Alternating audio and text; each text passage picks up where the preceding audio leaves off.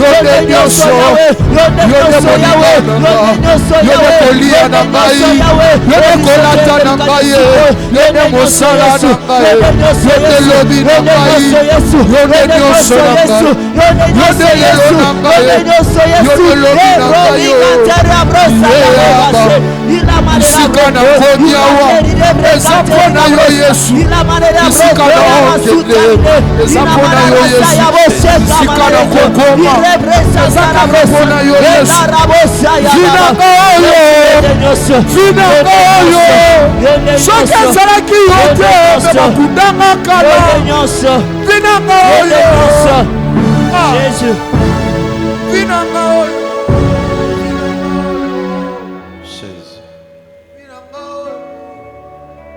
Yonde nyonso toluka na vie. Nyonso toluka eza kati na yo Yesu. Musala na oluka na ozwa moka epa na o.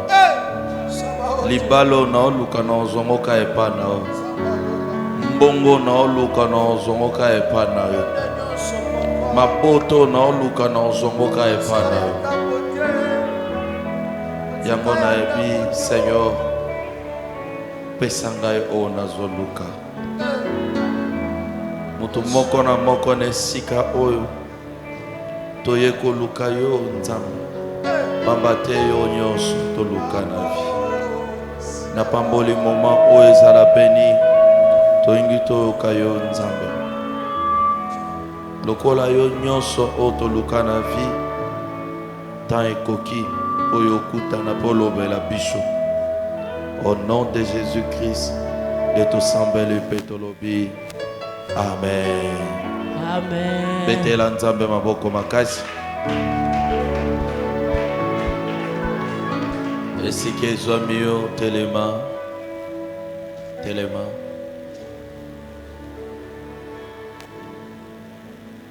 Lelo lisusu semeno toza vraiment béni.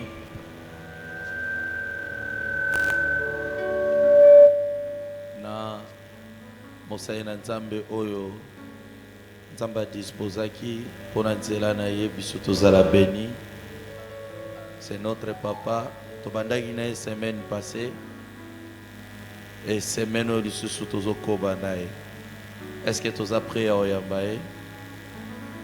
Tant nous otelemisa le révérend Martin tozobetela Nzambe maboko makasi. Béni soit celui qui vient au nom du Seigneur.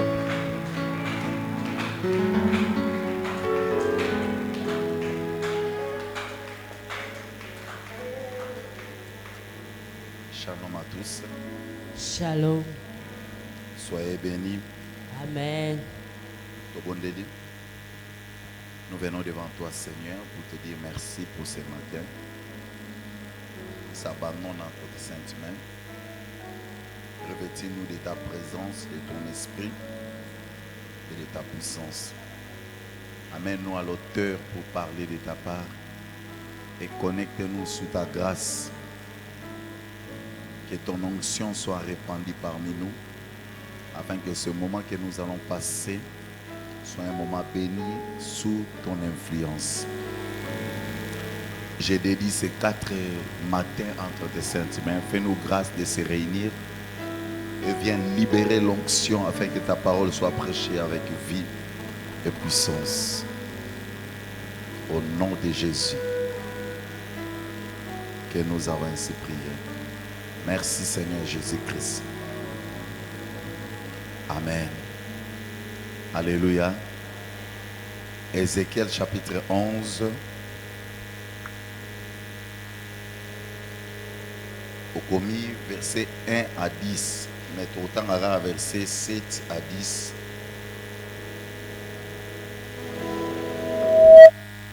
Ézéchiel 11, 7 à 10. Ézéchiel chapitre 11 verset 7 à 10. Je lis au nom du Seigneur. Amen. C'est pourquoi ainsi parle le Seigneur. L'Éternel. Vos morts que vous avez entendus au milieu d'elles,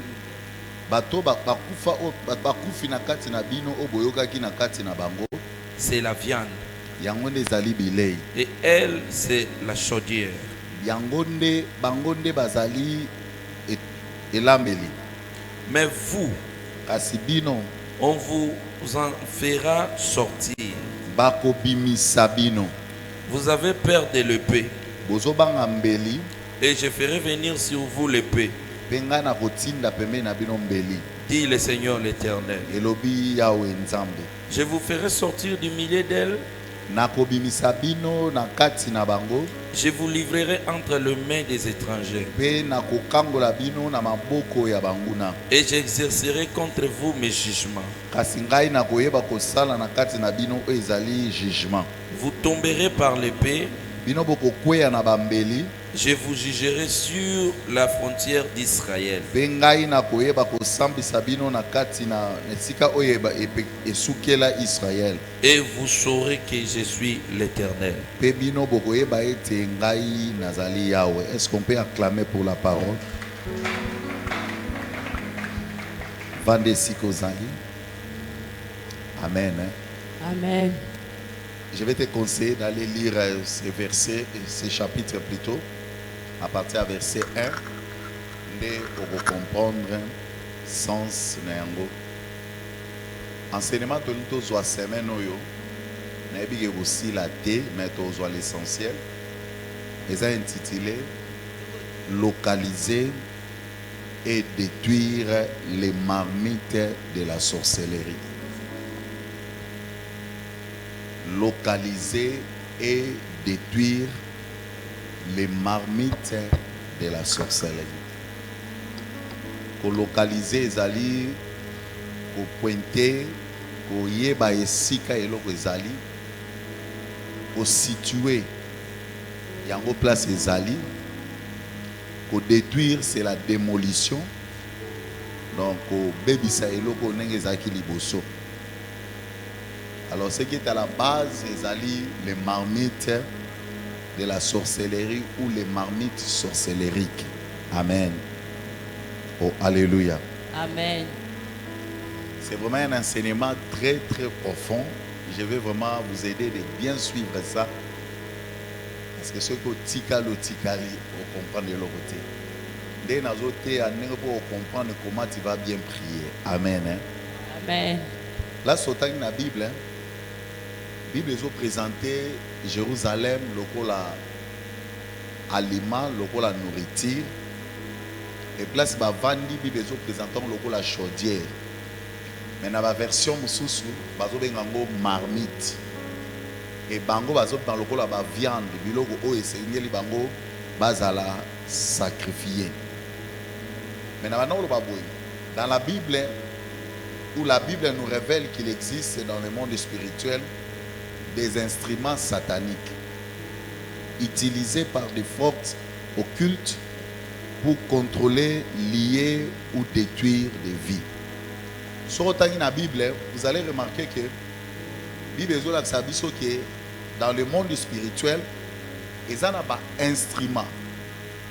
Oyo Satan salelaka et ben instrument wana asalelaka ngo à travers la force na molili pour contrôler la vie à bateau, pour lier la vie à bateau, pour détruire la vie à bateau.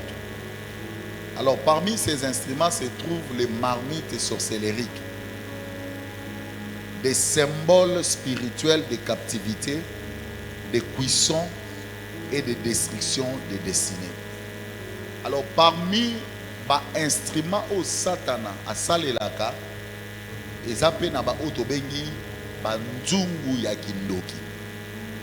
Banzungu yango ezali symbole ya molimo ya kokanga batu, ya kolamba batu, pe ya kodétruire ba destinée ya batu. Soyez bénis. Soyez bénis. Amen. J'ai dit ceci, derrière beaucoup de blocages, des maladies sans cause, d'échecs répétés ou des retards mystiques, se cachent des marmites spirituelles où les sorciers cuisent la gloire et la destinée des hommes. Nasima, yaba blocage, yaba maladie, où ils ont une cause. Il y a des échecs pour connaître dans la vie. Et aussi, il y a des retards mystérieux.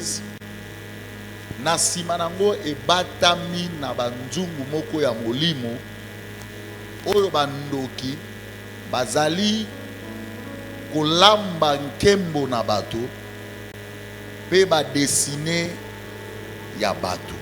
Soyez bénis. Alléluia. On m'avait donné un témoignage. Il y a une jeune fille moko misatu na kati mboka mongo na kati Afrika wa. Bana basona bazaki na sorcellerie et puis chacun d'eux avait une calebasse de sorcellerie nae. Alors qu'est-ce qu'il faisait? Babango bana ko sala kindumba.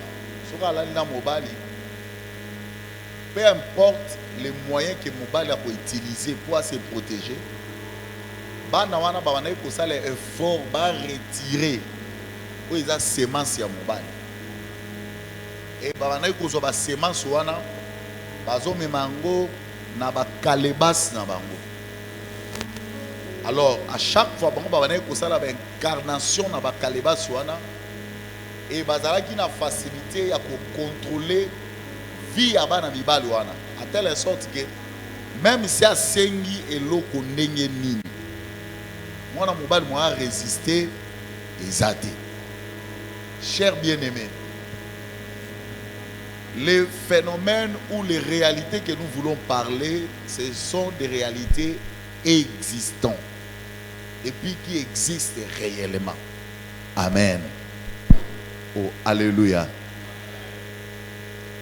Qu'est-ce qu'une marmite sorcellerique? Nzumu ya kindoki ezani. Na pesa ba définition ebele. Première définition na baki. Une marmite sorcellerique, c'est un hôtel satanique utilisé pour manipuler spirituellement la vie d'une personne. Et ali hôtel satanique. Nous avons la notion d'hôtel parce que on vous a déjà enseigné sur les hôtels. Et ali hôtel satanique, au bazali ko salela pour manipuler spirituellement.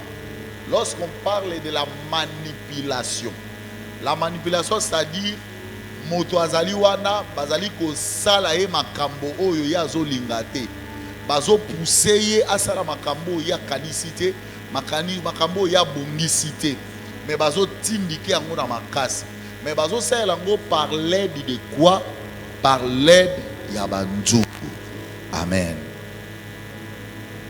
Deuxième définition, c'est un outil de cuisine démoniaque où les sorciers font bouillir les bénédictions, les mariages, les carrières ou la santé des gens. Ezali et salelo ya cuisine na nenga butu oyo bandoki bazali kolamba ba mapamboli ya bato. Je te dis en passant, il y a des bénédictions où balamba yango bazali kolamba ba mariage ya bato. Il y a des mariages où ba olamba ngo na banzunga kindoki bazali kolamba ba carrière ya bato. Il y a des carrières où bazo lamba yango na nzunga botu pe bazali kolamba ba santé ya bato pe makambo nyonso etali destiné ya bato. Amen. Troisième définition, c'est une marmite utilisée dans le monde des ténèbres qui a comme objectif faire les sacrifices, préparer dans le monde des ténèbres de la nourriture spéciale pour obtenir l'énergie surnaturelle de fonctionner et être envoyé dans chaque famille, chaque quartier, commune, ville, province, etc. avec comme mission de tuer, de bloquer et de sacrifier. Dans le lobby, la marmite sorcellérique, c'est une marmite utilisée dans le monde des ténèbres. Ezali nzungu oyo bazali ko sale dans le monde oyo ezana objectif moko ya kokaba mbeka ya kosala mbeka. Non seulement ça, mais pour la paix.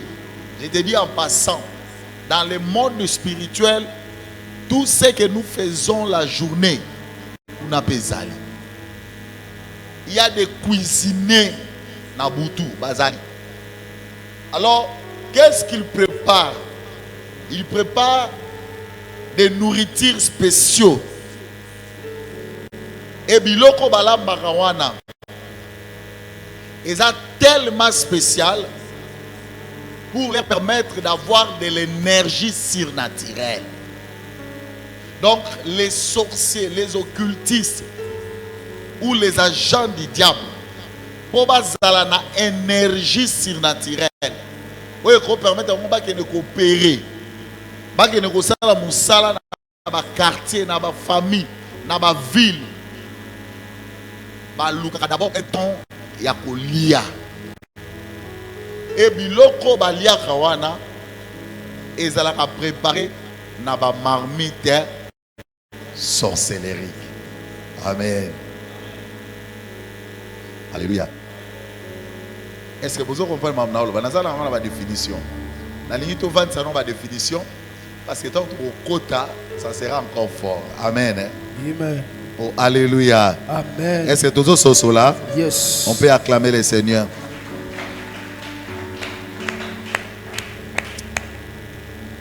Vous devez savoir une chose. Tout ce que possède l'être humain est consommable. Dans le monde spirituel, et l'oko nyonso oyo mutu azalaka na yango baliaka yango. Et c'est nous Avance, papa. Alléluia. Amen. Donc la spiritualité, c'est un domaine de la consommation. Même pas ensemble. Le domaine spirituel, c'est un domaine de la consommation. Alors tout ce que l'homme possède est consommable. L'un des lois qui fait fonctionner le monde spirituel, c'est la représentation. Loi oyo esalaka ete monde spirituel est fonctionné sans problème, à l'aise. Ezali loi oyo babengaka la loi de la représentation. C'est-à-dire, tu peux être ici, mais tu es aussi dans le monde spirituel. Amen. Amen. Alléluia. Amen. Tant que papa n'a biso a confié l'équipe quelque temps, ça là il y a 6 mois. N'ayambi petit na. Azo bisanga papa. Na lota ka papa mingi. Il va prendre l'autre qui même le na lota qui est. Au moins tozana ye tout na bise okufa. Tu vas mourir. Abangi. Kana bise papa est déjà parti. Yona ye lien eza souté. Sur les amarambo eza lié na makanti na ote, c'est qu'on est en train de t'utiliser dans le monde de Bakoufa. Et lui, ce n'est pas lui ce que tu vois là. Mais bien aimé, il y a des gens,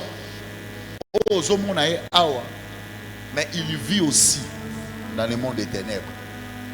Dans le terme de délivrance, le royaume parallèle. Tout ce que toi tu fais ici, dans le monde spirituel, il peut au monde muta sala. Ya mona mutu mususu. Na sala ka musala mona moi. Mais j'ai l'habitude ya kolotaka musala ngo trop. Et quand ça mambala mon monsieur comme trop ezamabe. De peur que et comme encore une activité de nuit. Parce que la nuit tu es aussi représenté. La nuit c'est un moment de repos. Peut-être si Dieu a quelque chose de te parler, il peut venir te parler. Mais lorsque toi, dans la nuit, tu es en train de faire des activités que tu fais souvent la journée, c'est qu'il y a un royaume parallèle dont tu es représenté dans ce monde-là. Alléluia. Amen. La marmite sorcellérique, c'est une marmite africaine utilisée par des sorciers. L'homme fort de la famille pour cuisiner, bloquer la destinée des gens. Amen. Dans le but marmite sorcellérique, ils ont marmite moko africain. Yaya, dans Afrique souvent, parlons de la RDC. RDC ils ont divisé en deux. La partie ouest de la RDC, c'est matriarcat. Matriarcat veut dire quoi? Bana bazalaka ya ba maman, ya ba noko. Et ceux qui détiennent le pouvoir ancestral, ils ont un noko. So qui na Congo central, ok na ba province sur ya Bandundu, okuta réalité wana.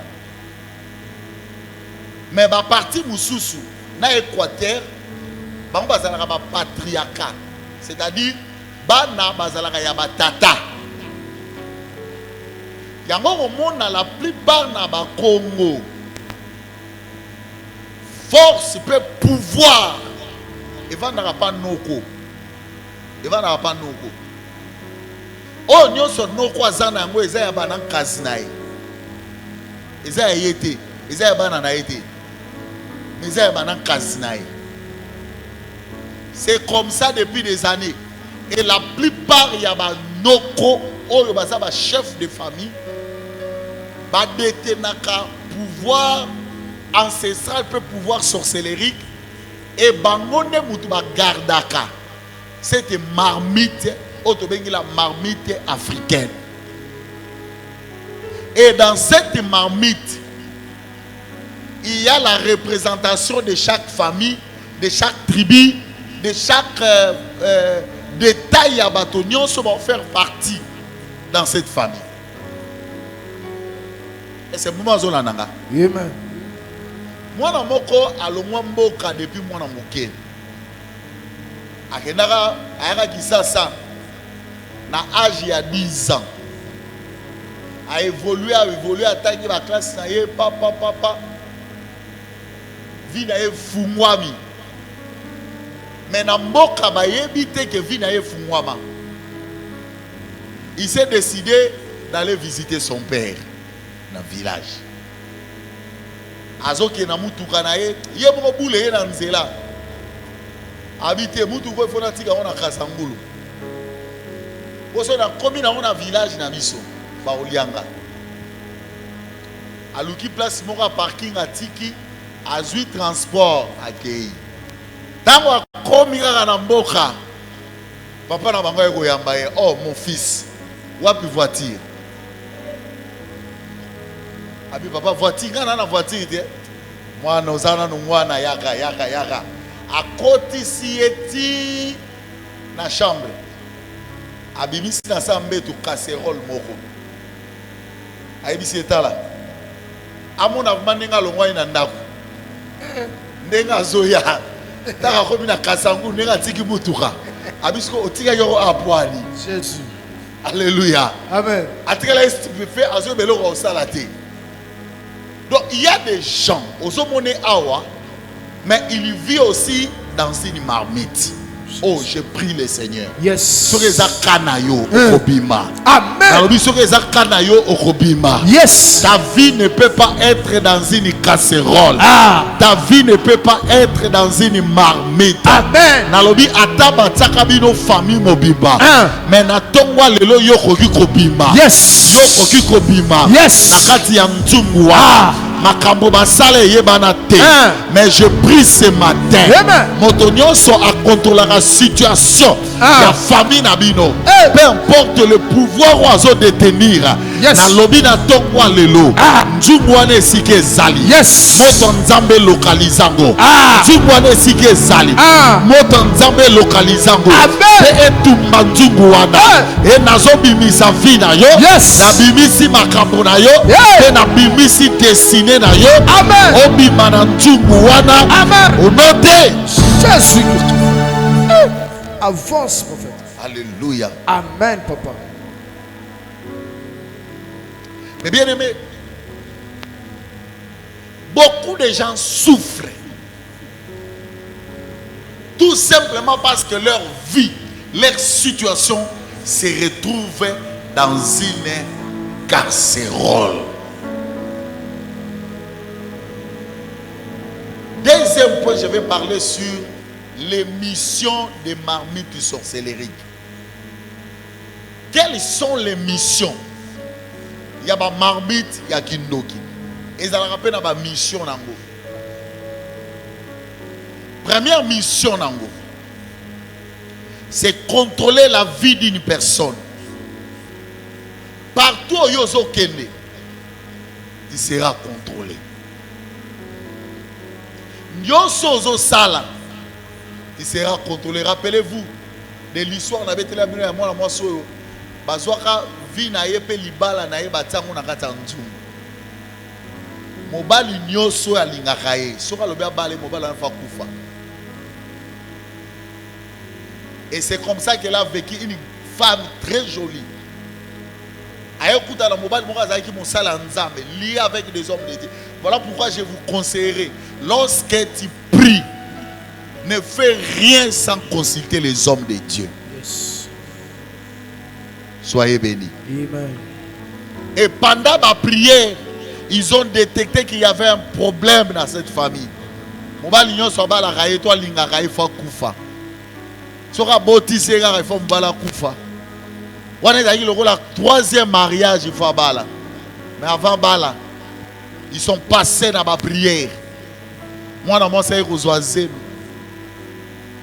Mais mukola ke robota, elle a eu du mal. Il fallait que maman prophétesse ça pour assister. Mais avant cela, et Seigneur va passer par des services de délivrance. Alléluia. Amen. Pendant ces 3 ou 4 jours, nous allons localiser ce genre de marmite. Yes. Je te dis que dans votre famille, il y a aussi la marmite. Oye bango ye bango te. Mais avec l'aide de l'esprit. Yes. Le Saint-Esprit a une boussole. Yes. Il va localiser ça. Amen. Je prie que tes prières localisent chaque marmite. Yes. Ya famille nabino. Amen. Ezala pa no kwa mukolo. Ezala pa papa moko boya zala so ina mboka. Asoka vandi afungola banota la ba vie abato. Alamba kana ba vie abato. Nalobi tu seras libéré. Amen. Nalobi tu seras libéré. Amen. Ta vie va sortir de cette marmite. Yes. Ta destinée va sortir de cette marmite. Yes. Ton mariage va sortir de cette marmite. Yes. Ton travail va sortir de cette marmite. Amen. Ton corps va sortir de cette marmite. Yes. Deuxième mission, c'est détourner sur les étoiles. Les marmites, mission est détourner par étoile. Ça dit que tout le monde a des étoiles à ma lame où ils ont ngenga. Mais dans quatre marmites, je vais vous expliquer comment ils font. Dans chaque domaine, comment ça là, si on aura le temps. Amen. Yes. Troisièmement, neutraliser la gloire. Moutounion son nzamba peut ça une portion ya gloire. Oh, il faut vivre sur la terre. Maintenant, le genre du diable ou le royaume des ténèbres, par les marmites sorcellériques, va neutraliser la gloire à monde. Au monde, on sans impact. Au monde, on a motomo azangati na motomo azanga valeur. Quatrièmement, affaiblir la lumière spirituelle des gens. Chaque homme où chaque être humain a dégagé la lumière moko. Et cette lumière, il y a une déterminaka valeur y a destiné à Moutou sur le plan spirituel. Maintenant, dans les marmites spirituelles, dans les marmites sorcellériques, Moussala na bango ezalaka va éteindre cette lumière. C'est-à-dire, yo okurasu ko apparaître sur la terre. Que ta vie est à la sous impact. Yango mon ezana bato belé sur la terre. Bazal okola bazala raté. Bazal okola bazala raté. Je te dis ce matin, Nzamba salaka pour passer outre-terre sur la terre. Tu ne peux pas passer comme ça. Tu dois laisser les traces. Yes. Je prie pour la lumière que le Seigneur a mis dans ta vie. Lors de ton arrivée sur la terre, Dieu avait mis une lumière pour ta destinée. Na lobi na tongwa lelo. Yes. Ce qui lumière wana ba boma yango. Ce qui lumière wana ba couvra yango. Par des marmites de la sorcellerie. Jésus. Na déclaré na tongo ya lelo.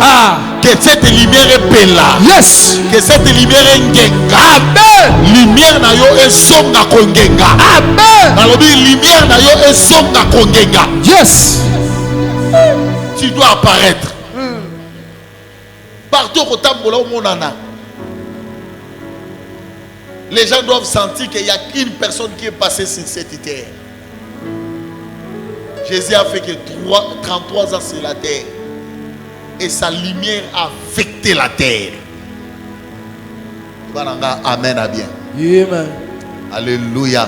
Amen. Il y a des gens, hein, ils ont des lumières. Ils ont des lumières. Ils ont des lumières. Avec son âge, comment elle a captivé tout le monde.